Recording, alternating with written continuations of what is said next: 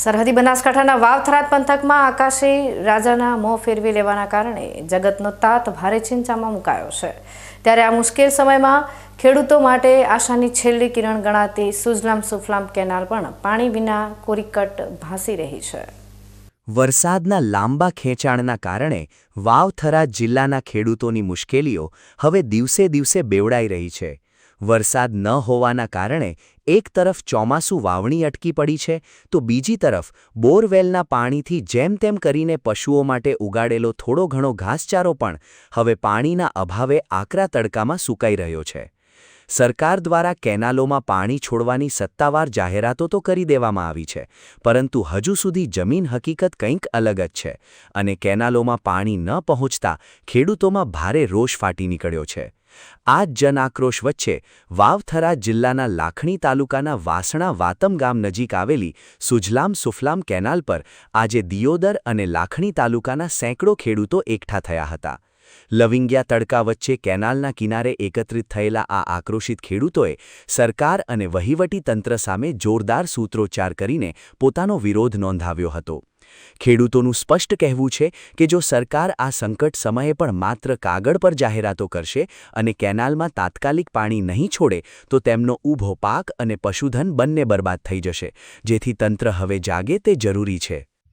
હવે સરકારે જાહેરાત કરી હતી, એના અનુસંધાને તમામ ખેડૂતો રાહ જોઈ રહ્યા હતા, કારણ કે વરસાદ ખેંચાયેલો છે, અત્યારે વાવેતર કરવાનો સમય છે, પણ આજની બેઠેલી સરકારના અધિકારીઓએ અમારી સુજલામ સુફલામમાં પાણી ચાલુ કરેલું નથી।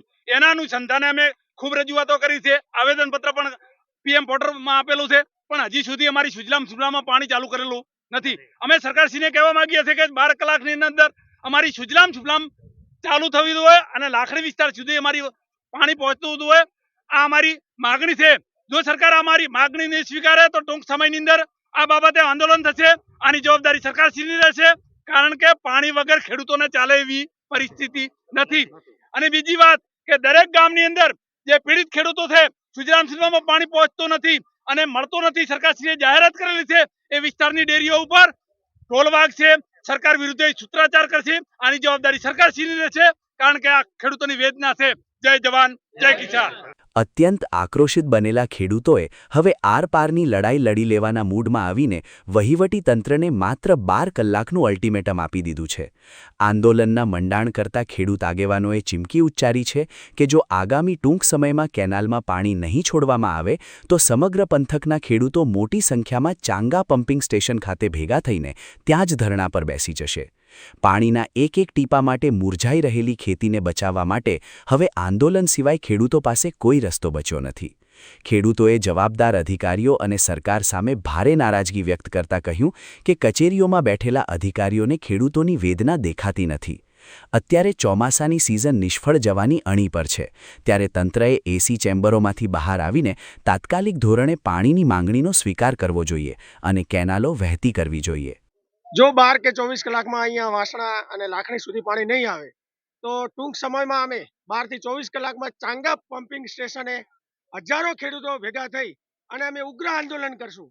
એક બાજુ આપણા કૃષિ મંત્રી શિવરાજસિંહ ચૌહાણ કહે છે કે ખેડૂતોને જે જરૂર હોય કહેજો, હું ખેડૂતો માટે તૈયાર છું, તો આ ખેડૂતો આવી ભર બપોરે કાળકાળતી ગરમીમાં અહીંયા મરેરા છે પાણી હારું, અને એક બાજુ આપણા મંત્રી સાહેબ એમ કહે છે કે પાણીની જરૂર હોય તો હું ખેડૂતો માટે તૈયાર છું। તો મંત્રી સાહેબને જણાવો કે આ અત્યારે 500 ખેડૂતો વાહણા ભેગા થયા છે અને ખેડૂતો પાણીની ભીખ માગે છે। તો આ સરકારને અમે કહીએ છીએ કે જો 24 કલાકમાં અહીંયા પાણી ના આવ્યું તો અમે ચાંગા પમ્પિંગ સ્ટેશને ઉગ્ર આંદોલન કરશું। જય જવાન, જય કિસાન। ખેડૂતો દ્વારા આપવામાં આવેલા આ આખરી અલ્ટિમેટમ બાદ હવે વહીવટી તંત્ર અને સરકાર સફાળી જાગીને કેવા પગલાં ભરે છે તેના પર સૌની નજર મંડાયેલી છે।